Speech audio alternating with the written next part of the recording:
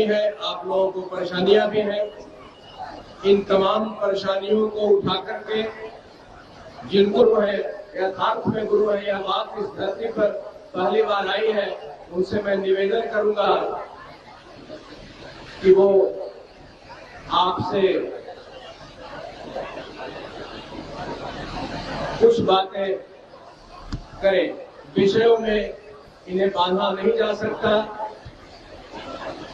और भैया की प्रत्येक बातें अमृत वाणी है। आप इसका लाभ लें, शांति बनाए रखें। पुनः आपसे निवेदन है।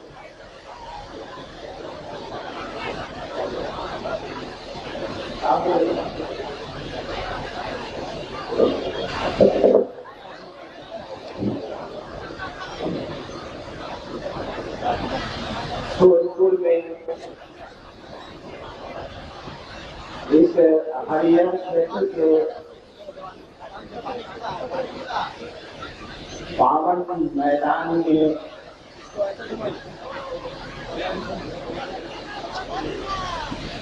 आयोजित इस शिव गुरु महोत्सव में,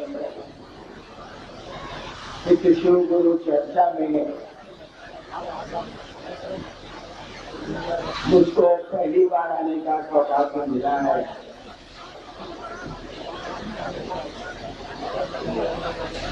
आपको चाहिए कि जहाँ छाया मिलती हो आप बैठे,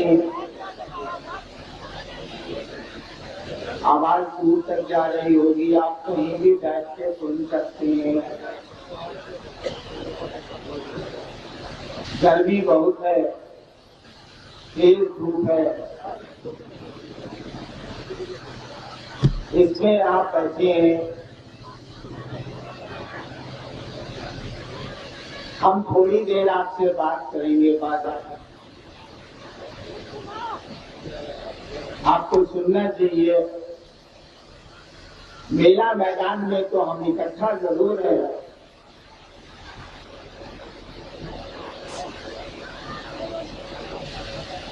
लेकिन हम आप अपने में तो बिल्कुल अकेले हैं। दुनिया भी एक मेला है, लेकिन इस दुनिया में आज तो इंसान बिल्कुल अकेला हो गया है।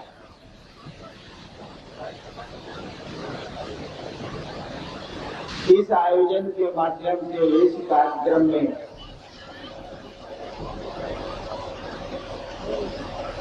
इस मंच से हम आपको ये कहना चाहते हैं कि जिस महादेव की पूजा, जिस शिव की पूजा हम आप सदियों से, हजार वर्ष को पहले से करते आ रहे हैं, हमारे आपके खानदान में जिस शिव की पूजा होती चली आई है, उसके बारे में आपको हमसे पहले से पता है। शिव गुरु हैं, आदि गुरु हैं, जगत के गुरु हैं।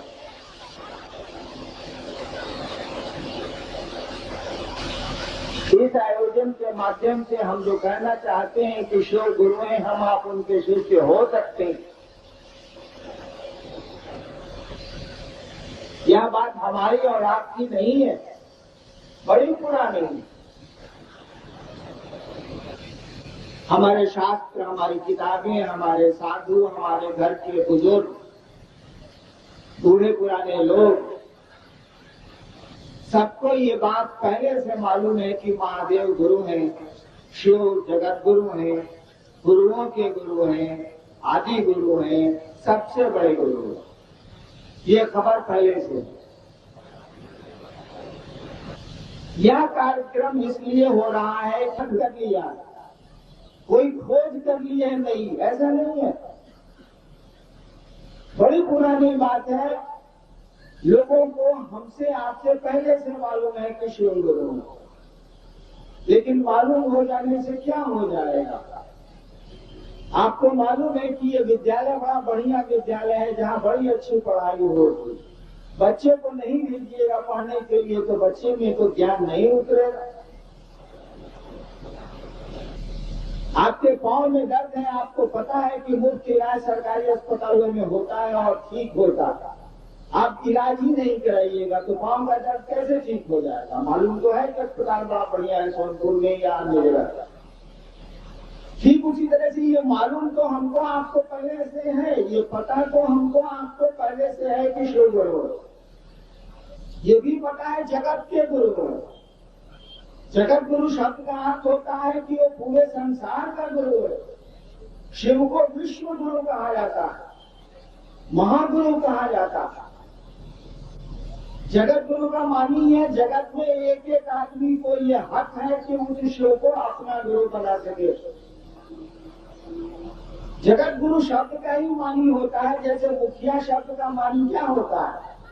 किसी को कहिए कि ये मुखिया जी हैं तो लोग क्या समझेंगे कि गांव के हैं कि पंचायत के हैं? भैया मुखिया पंचायत में होते हैं, गांव में तो मुखिया का पद ही नहीं होता। ठीक उसी तरह से जगत गुरु का मानी क्या होगा? जगत गुरु का मानी है कि ये संसार का गुरु है, और संसार में कोई आदमी रहता है, वो किसी जाति का हो, किसी धर्म का हो, किसी जगह का हो, अमीर हो गरीब हो, किसी प्रकार का वो आदमी हो, उसको ये हक है, उसको ये अधिकार है कि वो उस शिव को अपना गुरु बना सके, वो क्योंकि वो जगत का गुरु है। और जगत गुरु की कुर्सी पर बैठी हुई सत्ता, जगत गुरु की कुर्सी पर जो बैठा हुआ है उसको ये अधिकार नहीं है, ये हक नहीं है कि वो किसी एक आदमी को भी कह दे कि हम तुम्हारे गुरु नहीं बनेंगे। अगर वो कह देगा तो फिर वो जगत का गुरु नहीं रहेगा। तब कहा जाएगा ये जगत गुरु है लेकिन ये वो कौम है, ना कह दे। जगत गुरु अगर कह दे किसी एक आदमी को, किसी को, वो अफ्रीका में रहता हो, समुद्र में रहता हो, आदमी खाता हो, जो करता हो वो, अगर जगत गुरु शिव कह दे कि तू आदमी खाता है, अफ्रीकन है, तू जंगलों में रहता है, मैं तेरा गुरु नहीं बनूंगा, तो साधु और शास्त्र उस दिन से कहने लगेंगे शिव जगत गुरु है -1, जगत गुरु है जरूर लेकिन एक आदमी के छोड़ कर। ऐसा नहीं कहा गया, कहा गया कि वो जगत के गुरु है, विश्व गुरु है, महान गुरु है, गुरुओं के गुरु है वो।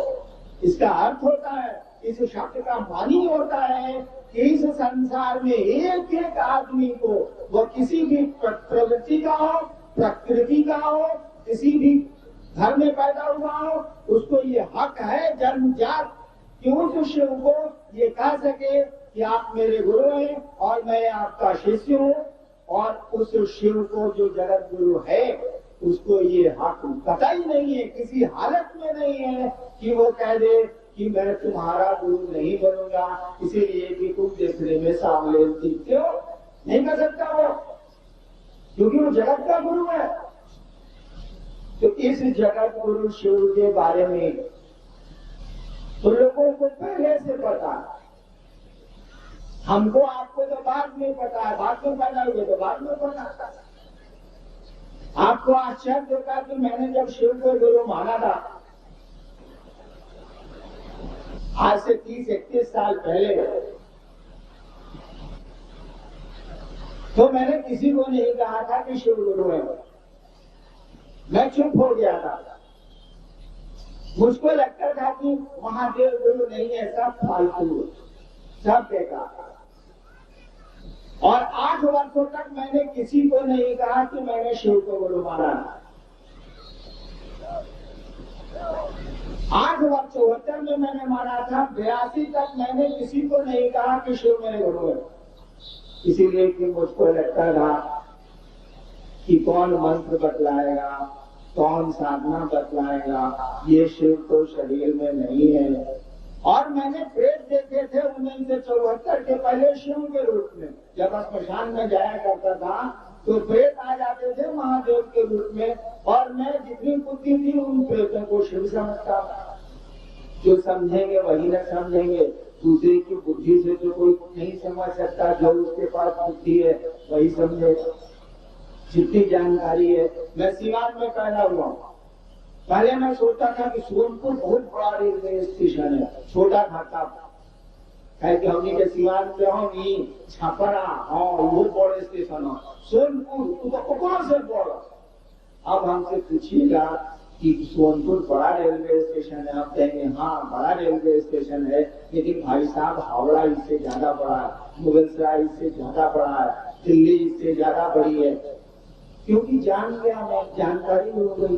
ठीक उसी तरह से मुझको जानकारी नहीं थी कि प्रेत भी शिव का रूप लेते, तो मैंने जब शिव को गुरु माना तो मुझको लगता था यहाँ भी ठगी है, यहाँ भी सब गड़बड़ है, क्योंकि महादेव तो शरीर में है नहीं, और है भी तो साले प्रेत उसका रूप ले लेते हैं, पता नहीं क्या मामला है। लेकिन 8 वर्षों के बाद जब मैंने पहली बार लोगों को कहा कि हम महादेव को गुरु माने हुए हैं, भैया कमाल हो जाता है।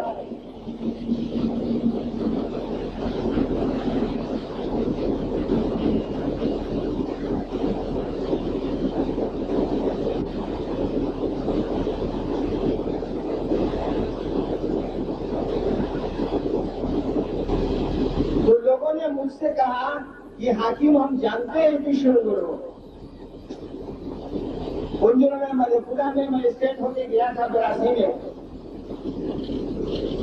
और जब मैंने लोगों को कहना, इनको मैंने पहले कहना शुरू किया, जब मैं वहाँ स्कूल में पढ़ता था सहरसा में तो स्मशान जाता था 8वीं क्लास में। तो स्मशान जाने से जो मेरे मित्र हुए, जब मैं वहाँ मजिस्ट्रेट होके गया तो वो लोगों से मैं मिला खोज के कि भैया इतने साल के बाद हम आए। लोगों ने तब पहचाना कि अरे तुम तो बहुत बेदरा था यार, मैथिली में बेदरा मानी छोटा बच्चा हो, हमको नहीं मालूम था। और मैंने कहा कि आप लोग इतने साल से स्मशान जा रहे हैं, मैं भी बचपन में आप लोगों के साथ गया था। अरे शिव को गुरु मानिए ना, शिव को गुरु है और कमाल के गुरु है। जानते हैं लोगों ने मुझसे क्या कहा, हाकिम जाने छी महादेव गुरु छथिन। तो मुझको पहली बार आश्चर्य हुआ कि लोगों को मालूम कैसे है कि महादेव गुरु है, क्योंकि हमको तो मालूम नहीं था कि महादेव गुरु है। मैंने तो शिव को गुरु माना था भगवान समझ के, हमको तो पता भी नहीं था कि शिव गुरु जगत गुरु है, आदि गुरु है। 1974 से पहले तो मैं जानता भी नहीं था। मेरे मन में ख्याल आया था कि गुरु भगवान होता है तो भगवान गुरु काहे नहीं है। श्लोक में हम लोगों ने बचपन में पढ़ा है, आपने भी पढ़ा होगा, गुरु ब्रह्मा गुरु विष्णु गुरु देवो महेश्वरा, गुरु ब्रह्मा है, गुरु विष्णु है, गुरु परमात्मा है। हम लोग आगे पढ़े, हम लोगों ने भी पढ़ा है। इसी श्लोक के आधार पर मैंने ये निर्णय लिया था गांधी स्मशान आरा में कि गुरु भगवान होता है तो भगवान गुरु काहे नहीं है। और मैं उन दिनों जिसको भगवान समझता था उसको मैंने गुरु मान लिया। मैं शिव को भगवान समझता था, मैंने शिव को गुरु मान लिया। शिव को मैं भगवान क्यों समझता था, इसकी कोई व्याख्या उस समय मेरे पास नहीं थी। सुन रखा था, लोगों से सुना था, मान लिया। लोग हमारे घर में लोग कहते थे कि ईश्वर का नाम शिव है, शिव का नाम ईश्वर है। इसी आधार पर मैंने शिव को गुरु मान लिया। हमको ये पता नहीं था, मुझको ये जानकारी नहीं थी कि महादेव गुरु है।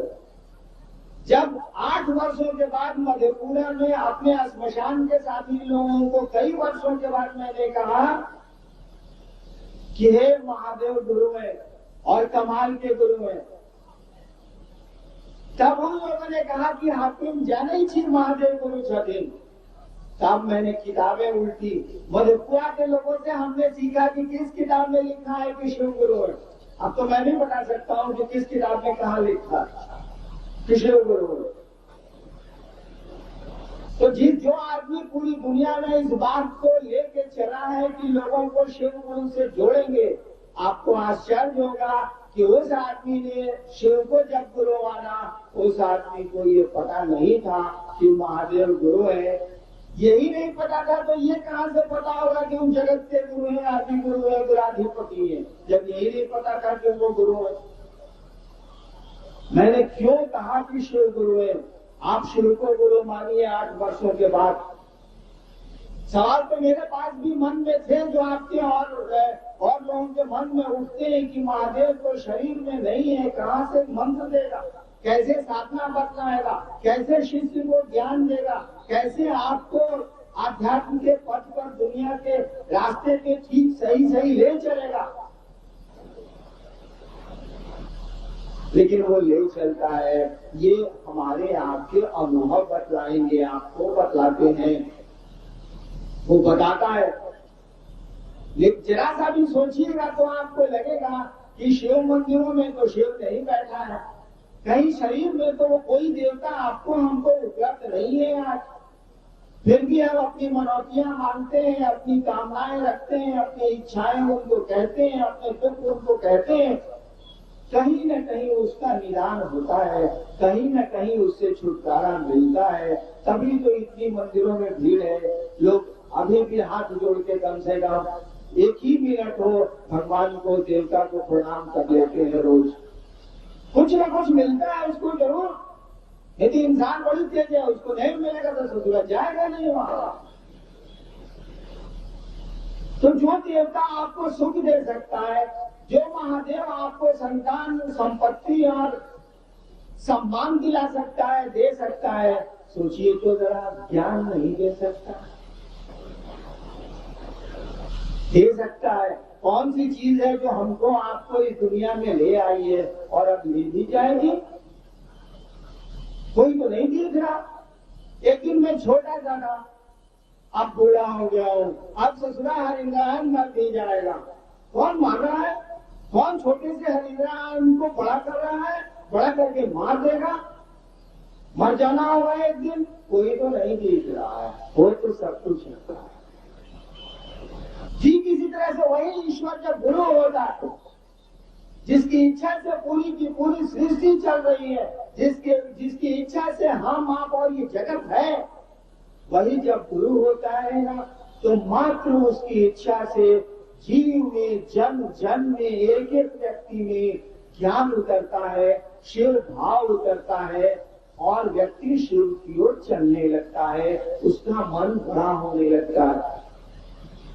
हमने कहा नहीं कि मेले के मैदान में हम तो जरूर है, लेकिन सोचिए तो जरा बिल्कुल तनाव हो चुके हैं, बिल्कुल अकेले हो चुके हैं, कोई अपना हम लोगों को दिखता ही नहीं है।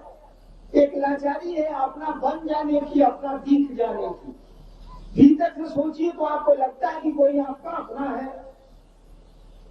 खाली खाली मन है, खाली खाली दे रहा, उदास है मन, चिंतित है मन, परेशान है मन, कोई सहारा नहीं हो गया है। तो भीड़ में है तो मेले में।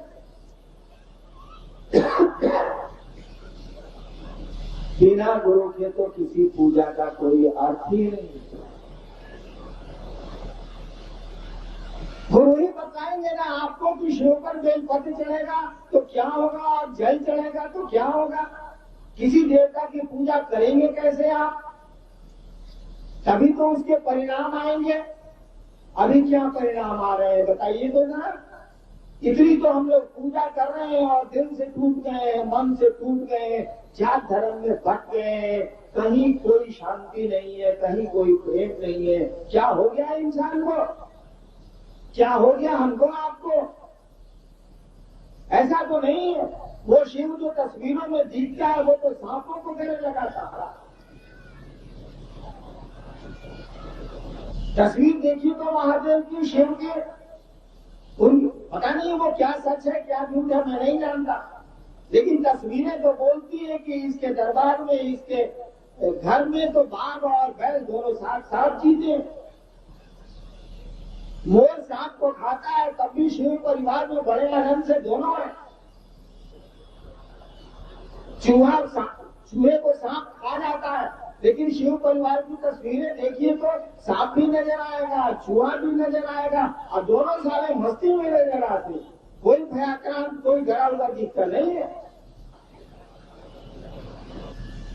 और एक हम आप है, सोचिए तो जरा, इतनी भीड़ में तनाव हो गए, इतने लंबे चौड़े परिवार में, इतने बड़े मेले में भी तनाव है, बिल्कुल अकेले, परेशान है, चिंतित है। प्रेम समाप्त होता चला जा रहा, कुछ नहीं हुआ है। गुरु की के अभाव में हमारी आपकी उन्नति रुक गई है, हमारा आपका विकास रुक गया। गुरु ज्ञान देते हैं, और जब ये आपको हमको पहले से पता है कि शिव से बड़ा गुरु नहीं होता है, तो हमारा आपका क्या लगता है, बाबा तो है ही वो पहले से, उनको केवल एक थोड़ी सी तो बात कहनी है, वो भी मन ही मन कहनी है कि हे महादेव आप मेरे गुरु हैं, उस पर दया न करिएगा। देख लेना है कि दया करता है कि नहीं करता है, देख लेना है कि शिव को गुरु मानने के बाद मन शांत होता है कि नहीं होता है, परेशानियां कम होती है कि नहीं होती है, उदासी कम होती है कि नहीं होती है। क्या लगता है आपका कौन सा वक्त जाया होता?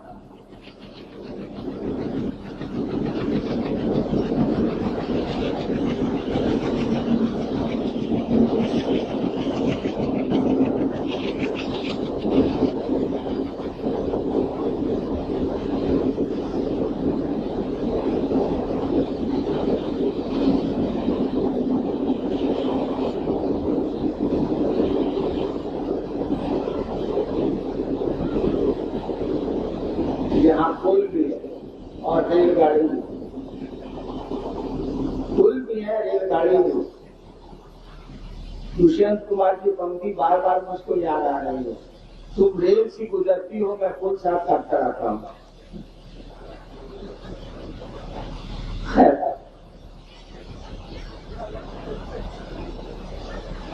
तो हम लोग बात कर रहे थे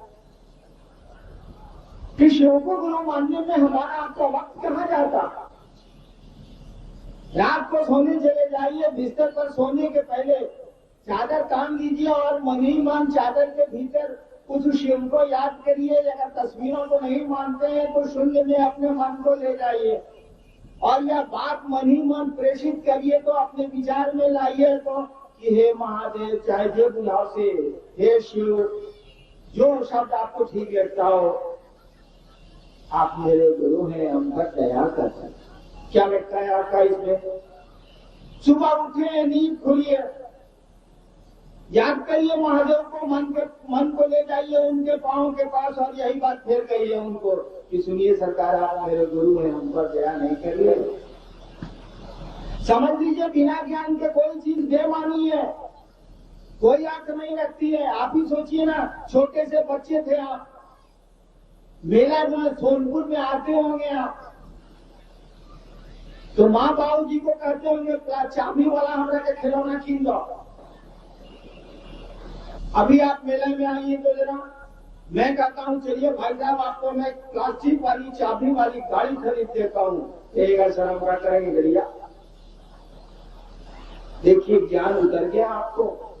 जब छोटे थे तो प्लास्टिक की चाबी वाली गाड़ी के लिए हंगामा मचाया था आपने इसी सोनपुर के मेले में। आज जब आप आते हैं तो प्लास्टिक के खिलौना नहीं खरीदते हैं, आपके बच्चे भले शोर करते हो उसके लिए, आपको तो ज्ञान उतरते। आप समझ गए कि प्लास्टिक की चाबी वाली गाड़ी की जिंदगी में कोई उपयोगिता नहीं है, हम क्या करेंगे, इसको खिलौना नहीं है। ठीक उसी तरह से जब ज्ञान उतरेगा तो जिंदगी की बहुत सारी चीजें आपको लगेंगी कि तो खिलौना बेकार है। इसी के लिए इतना हंगामा बड़ा रखा था हम लोगों ने, इसी के लिए इतना शोर किया था हम लोगों ने। मात्र ज्ञान का अंतर है। मैं छोटा था तो एक दार्जिलिंग में अपने एक सीटी के लिए पिताजी की दार्जिलिंग यात्रा में कोहराम मचा के मैंने रख दिया था, वो थोड़ा बना।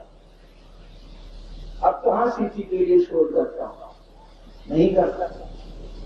समझ में आ गई बात की सीटी बजाने से जिंदगी नहीं चलती है वाली बात। छोटा था तो सीटी हो जाता था। ठीक उसी तरह से जब ज्ञान उतरेगा तो जिंदगी की छोटी छोटी चीजें तो हम पर आपका असर ही नहीं डालेंगी। बचपन में प्लास्टिक का खिलौना नहीं मिलने पर असर तो पड़ जाता था, अब कोई असर नहीं होता। गुरु जब ज्ञान देगा और सही गुरु जब मिल जाएंगे आपको, तो गुरु की जिम्मेवारी है कि अपने शिष्य को अपने जैसा बनाए। वो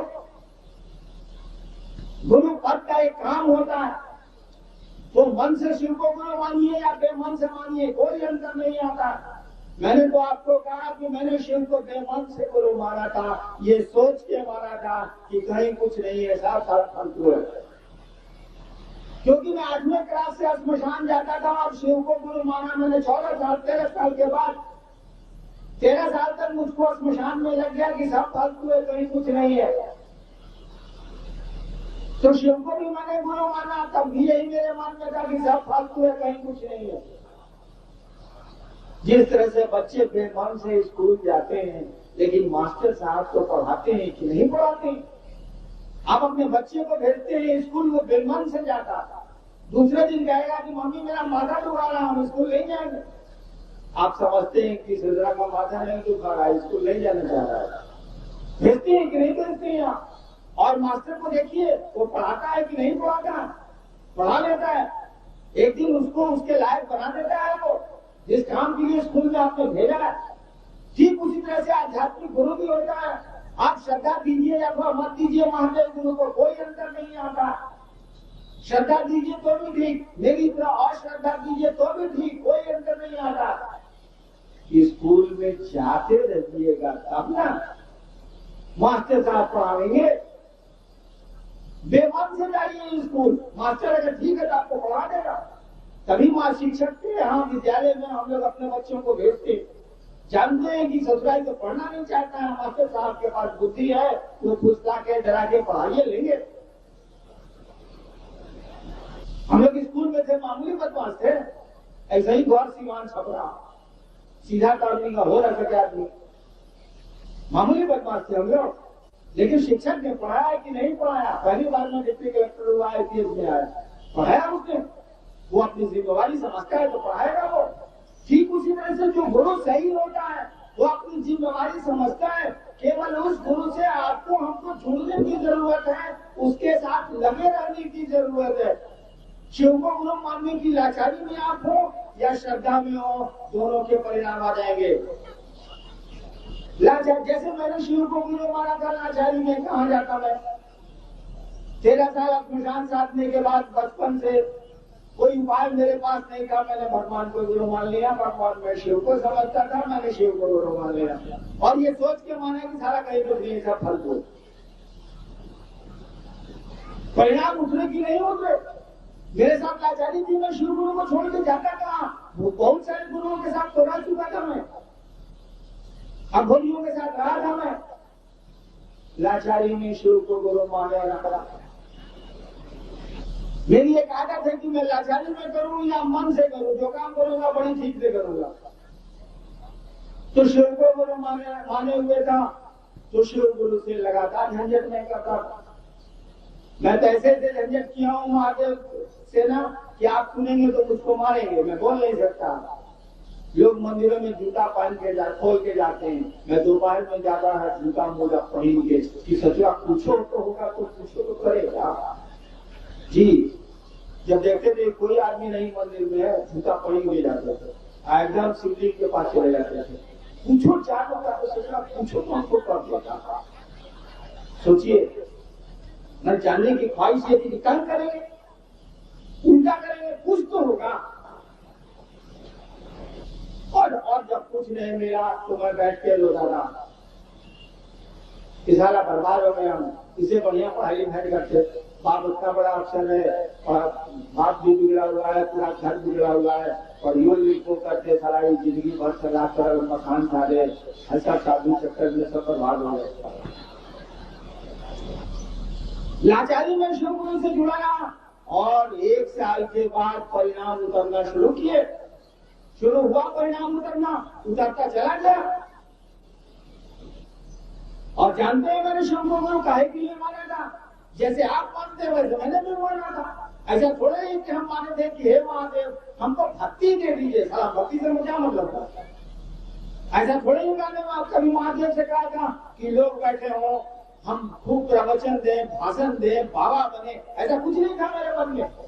मैंने शिव को गुरु माना था चमत्कार सीखने के लिए, कि चमत्कार करेंगे, लोग गोड़ छुएगा, आशीर्वाद देंगे, पूरा अघोरी करेंगे, यही सोचा था मैंने। लेकिन आप कुछ भी सोच के स्कूल में जाइए, मास्टर तो आपके मेरिट को पढ़ाते पढ़ाते सही दिशा में पहुंचा देगा। आप छोटे से बच्चे से पूछिए तो स्कूल जा रहा है, वो आज दूसरा दिन हुआ है कि पढ़ के क्या बनोगे, क्या बोलेगा वो? अगर जंगल का लड़का है तो कहेगा सर हम फॉरेस्ट गार्ड बनेंगे। कहेगी जंगल का लड़का है, उसके यहाँ जो फॉरेस्ट गार्ड आता है सिपाही जंगल का, तो उसके बाबूजी उसको खड़िया निकाल कर देते हैं, मुर्गा और मक्खन खिलाते हैं। कहेगी बेचारा जंगल में रहता है, फॉरेस्ट गार्ड बहुत बड़ी चीज है। तो पहली बार स्कूल गया है तो बोलेगा कि हम फॉरेस्ट गार्ड बनेंगे। उसको नहीं समझ में आता है कि फॉरेस्ट गार्ड से बड़ा कुछ होता ही नहीं है।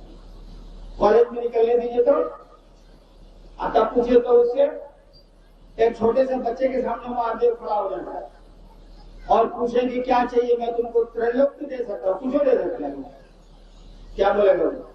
ढेर खुश होगा तो कहेगा देखो टॉफी ला लीजिए बढ़िया। नहीं मांगेगा, उसकी इससे ज्यादा जरूरत ही नहीं, उसको समझ ही नहीं।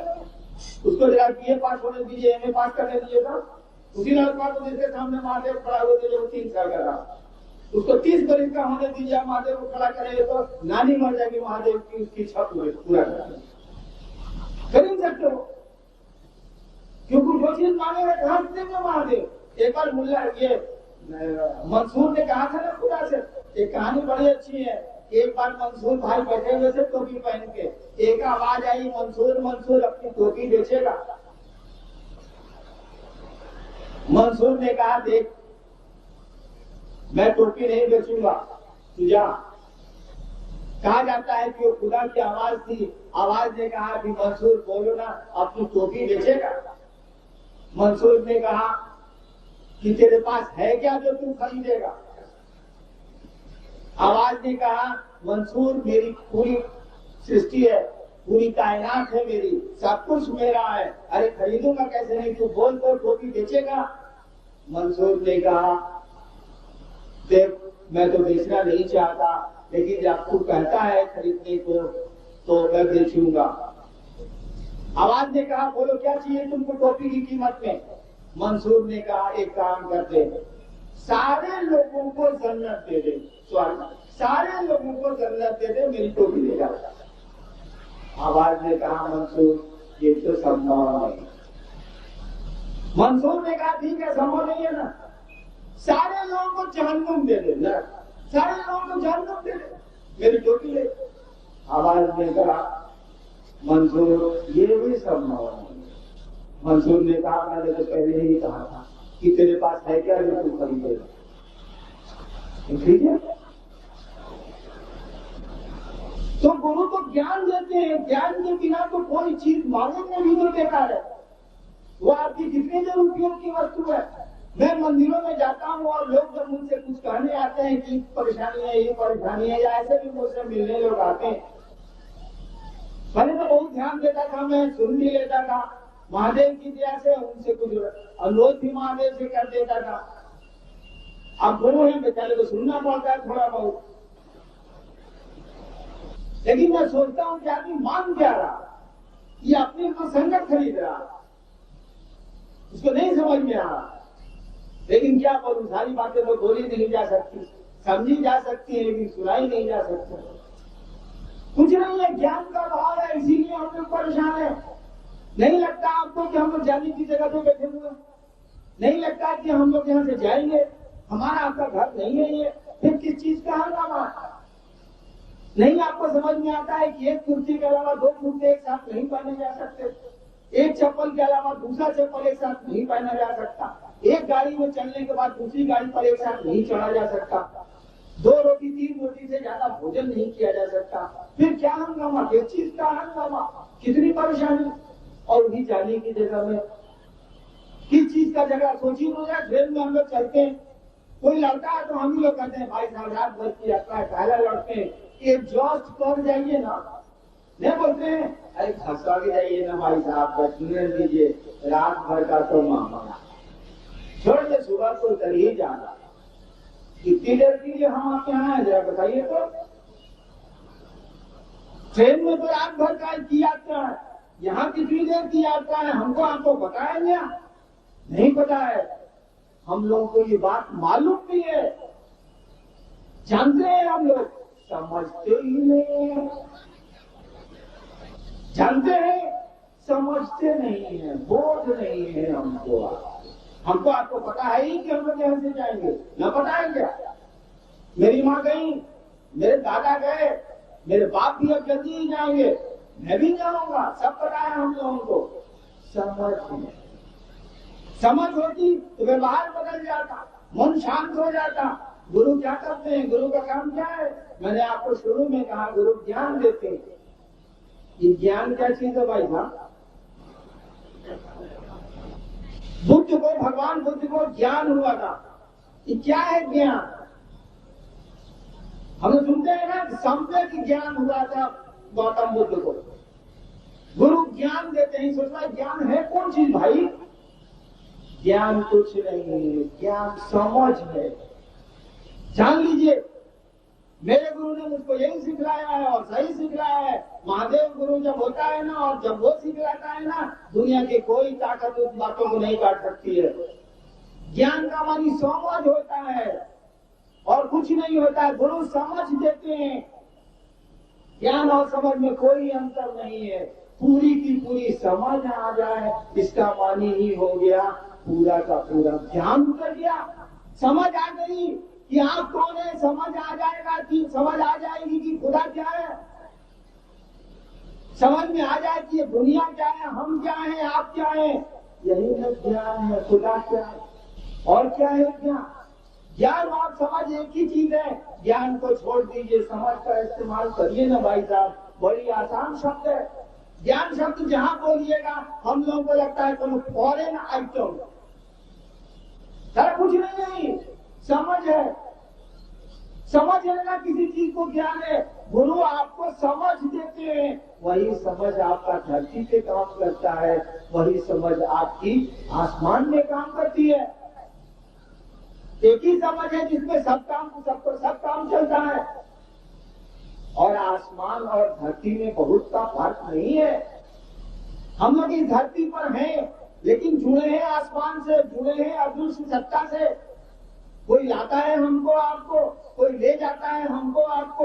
हम अपनी मर्जी से न आए, न अपनी मर्जी से यहाँ रह पाते हैं। हम लोग जाना पड़ता है।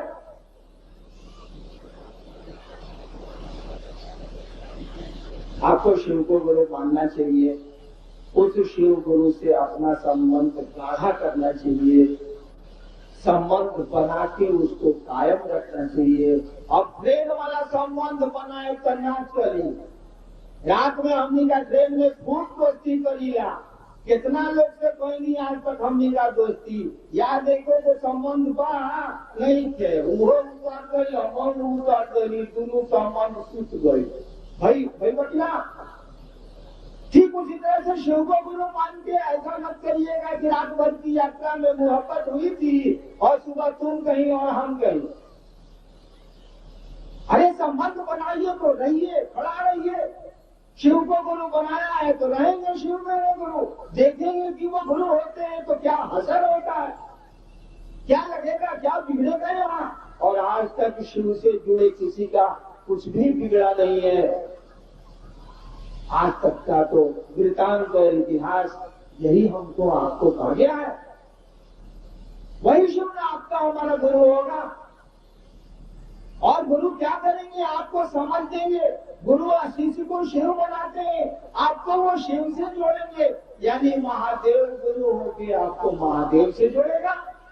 और क्या करेगा? गुरु का काम क्या है? कोई गुरु होगा तो अपने शिष्य को शिव से जोड़ता है, ईश्वर से जोड़ता है। नियम ही है कि गुरु शिष्य को शिव बनाते हैं।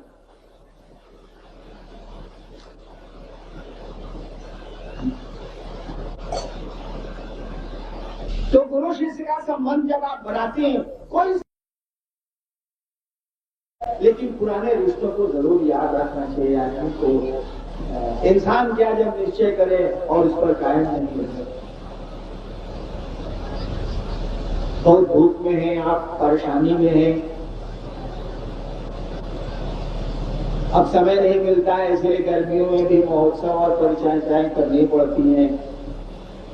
दूसरी जगह कार्यक्रम होते हैं कि हम लोगों के पास कोई उपाय नहीं रहता कि ठंड खोजें या सुंदर मौसम खोजें, कोई विकल्प नहीं होता है, इसलिए आपको परेशानी उठानी पड़ती है। हम लोगों को दुख तो जरूर होता है कि हमारी माँ बहनें भाई परेशान होते हैं, 10 मन भी खिल जाएगा। आपको मेरा